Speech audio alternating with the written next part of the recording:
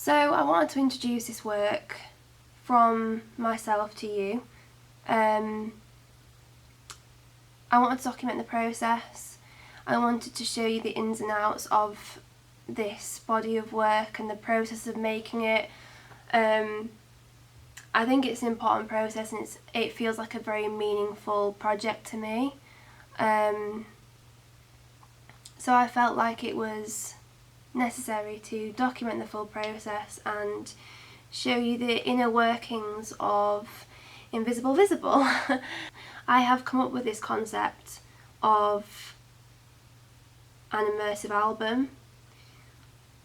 This is from working with installation and immersive experience sort of work, working with sound, working with different frequencies that affect the mind and body, looking at different things such as how blind people interact with the world and how they use the other senses to really get enough information out of the world that they can just through their own senses. I think this project is really special.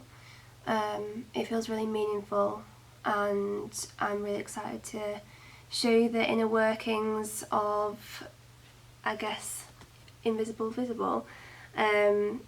It's a new concept, I guess. I'd never heard of an immersive album before. Something that I came up with myself. Yeah, so I hope that this is going to be of some use. To make the study authentic, I wanted to speak to blind people and get some of that primary research and primary material to work with and keep the project as authentic as possible.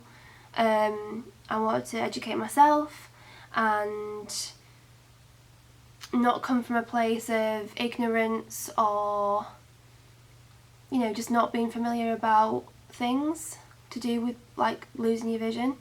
So yeah, I felt like going to the horse's mouth was probably the best way to do this, and I think it's turned out quite well.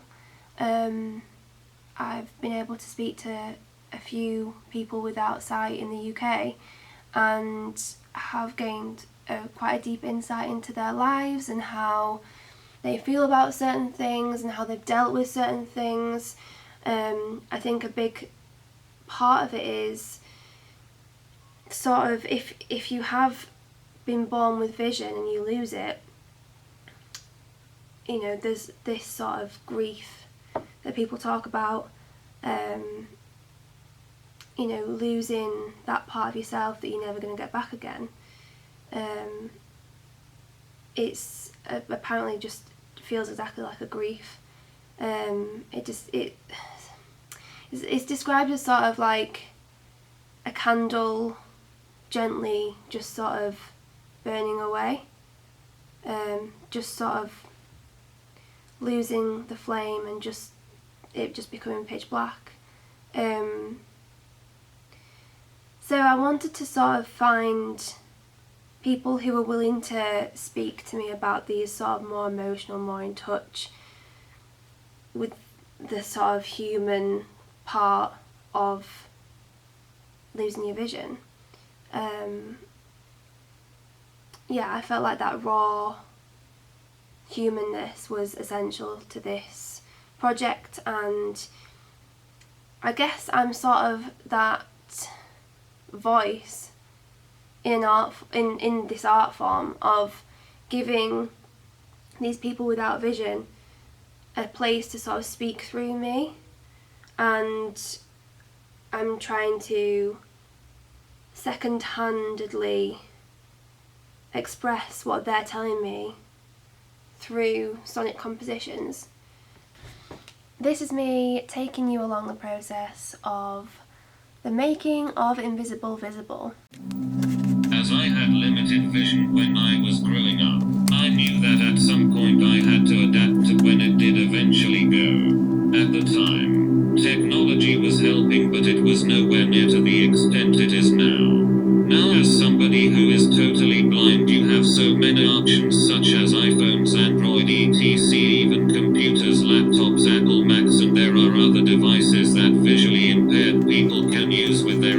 their lives. Even some of the smart speakers are really good. So this man in the UK, he's really lovely and has been giving me a lot of insight into his life and how he's been coping with these with his vision just deteriorating.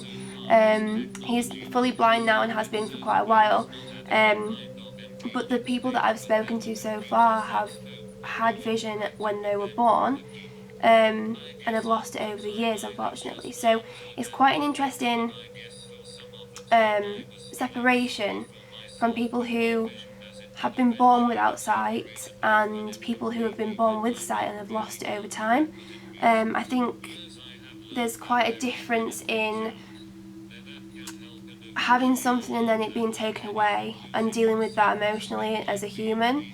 There's a lot of raw emotion, I think, and I guess a very different experience to someone who, was born without a vision. And it's interesting the difference in both. Now I'm more involved in playing sports such as visually impaired cricket and also a mainstream sport such as running, which I have been participating in for the last 4 years and I have thoroughly enjoyed it. Of course, when you're totally blind it may feel like it's the end of your life at the time, but as I learned that things were only going to get better and it's like a new chapter in your life. I did use my senses such as smelling and tasting. You can also use those senses when you're out and about if you have a dog or a cane, and sometimes it was easier to find some of the shops that I like to eat in, for example fish and chips and things of that nature. Also, as a good example, if I wanted to buy a bottle of aftershave, I feel over the years I've now managed to know what kind of aftershave I would prefer. And also sound is a very good skill to use more. They do say that people who are totally blind would use their other senses more, which is true to an extent, but listening to sounds makes a big difference. For example, when you're using your cane there is something called echolocation, which determines if there are things around you, and sometimes when you can hear the echo of something you can sort of tell that there are things around. If you tap your cane at some point you will be able to tell if something is really close to you or a little bit further away. I believe bats use this sort of technology, although I also have one of my hobbies which is recording sounds on location, which I haven't done much since the pandemic but will really try and get into a bit more when things do change, as it's very useful. The senses I have had have always been very helpful, especially with being able to smell and touch, which has always been useful if I use it in my everyday life. And yes, of course I probably do it but couldn't really give you any instances of when, but there are so many things that helps with, but I guess technology has kind of taken over in a lot of ways, but you can still do things without technology, and I guess being able to use my cane.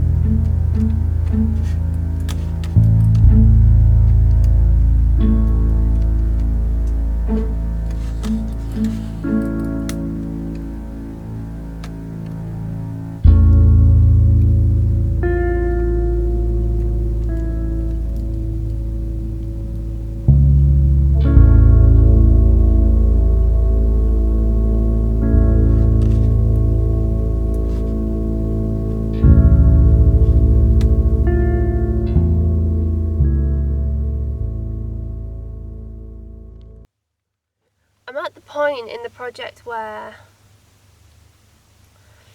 I have the material, I have the ideas, I have a lot of the material put down, and I'm happy with it, but I'm trying to add some rawness, some, I guess, like grit and some authenticity to it. All of these sounds that I'm sort of using are digitally produced software sounds, so like software instruments. So having some live recordings of voice, of viola, sort of bring it to life more. I'm going to record over the other string parts in other tracks that I use the software instruments for, because the strings just don't sound right. Like, they just don't sound like actual strings, and that's not really what I want. Knowing that, I mean, from an untrained ear, like, you wouldn't really probably notice much, but as an artist, as a string player, I notice it way too much to not do anything about it, so that's what I'm doing. But yeah, it's going really well, and I'm really excited about it. This piece is going to be the ending piece, and I really want it to just embody sort of like empowerment and celebration, and I guess success of life, and managing sort of all these trials and tribulations that come with life, and you know, just sort of celebrating life, and just sort of community, and yeah, that togetherness and all that kind of stuff, really. But yeah, I'm excited.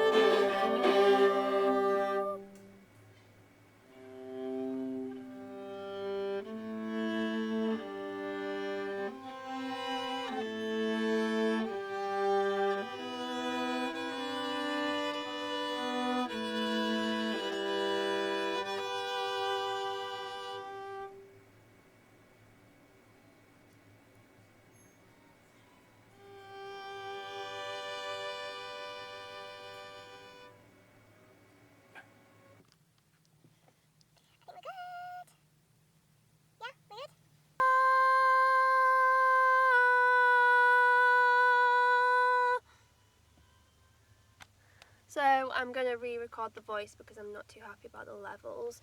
Oh, I can hear myself.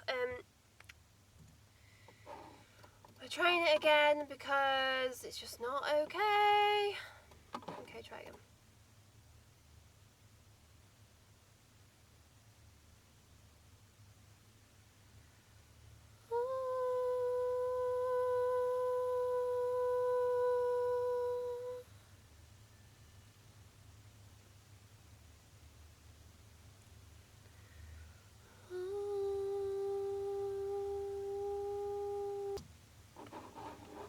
Let's listen to that then.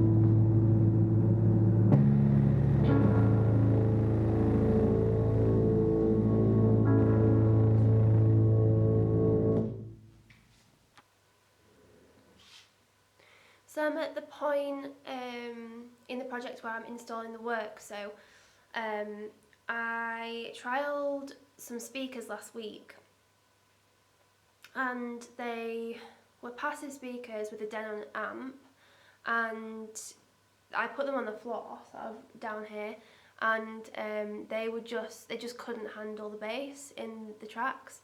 They were just sort of like rattling on the floor and causing sort of a percussive effect. So obviously I don't want that in my work at all. I didn't write that, I don't intend for it to be heard. So after sort of considering different options, we've settled on going with the PA system that's already installed in here for Matt's work. And I've just trialled it tonight, and it's actually working really well. I can test the levels, I can turn it up, I can sort of like mess with the bass and the treble and the middle part, the middle pitches. So it feels like there's a lot more creativity and flexibility involved in it to sort of perfect the sound. They have, really powerful volume, so I can get the pieces projecting quite a bit, which is really nice, and it sort of adds to that immersive effect as well. So yeah, I've also been trying to find the sweet spot, the sort of triangle point where this PA system and this PA system sort of meet, and that's sort of the sweet spot where you sort of want to be sitting. So I'm sort of working out the seating according to how I'm going to be setting up the speakers and what direction I'm going to set them to. So yeah, that's where I'm at today. I've also realised the effect, obviously listening to my piece, it's 21 minutes long altogether. So I sat in this room in the pitch black darkness, and it, after sort of 15 minutes, 10 minutes maybe, you do start to pick up any traces of light that are passing through into the room. I noticed a tiny bit under the door, well, yes, under the door, but also slightly under the curtain where the door is. Just light coming from the mixing system in the corner, my laptop, and then also this screen behind is part of Matt's work, and any light that was coming in was just getting absorbed by this basically, and it was just like reflecting. So yeah, that was quite easy to see in the dark as well after a while. At first you really can't, and it is very, very dark, but yeah, like I say, your eyes do adjust after a while, so you do have to keep that in mind. But it's just part of the process, and it's just sort of tailoring it to your idea and making it work for you, I guess, and this is all part of the process. So yeah, it's been a productive day and I've got a lot out of it. So yeah, it's just a lot of decision making really. I also made some vinyl stickers that I stuck on some vinyl CDs. So they're going to be displayed outside the room, give it a more of an authentic look. They are just props. We don't have software or a machine or whatever to burn my tracks onto a vinyl, otherwise I probably would have done that. So they're just for effect, and then I'm sort of playing around with making an embossed album cover that would have this vinyl inside. So that idea is sort of being able to feel the text and read in the dark, like I guess a sighted person's braille, I guess. So I'm wanting the tracks to be able to be felt on the album cover and also the title. So I'm sort of trialing things. I've used laser cut. I've laser cut some acrylic to emboss. That hasn't quite worked with the card and everything, with the sharpness of the acrylic. And I've been looking at mixing wood PVA with black acrylic paint and syringing that into basically the stencil of the text.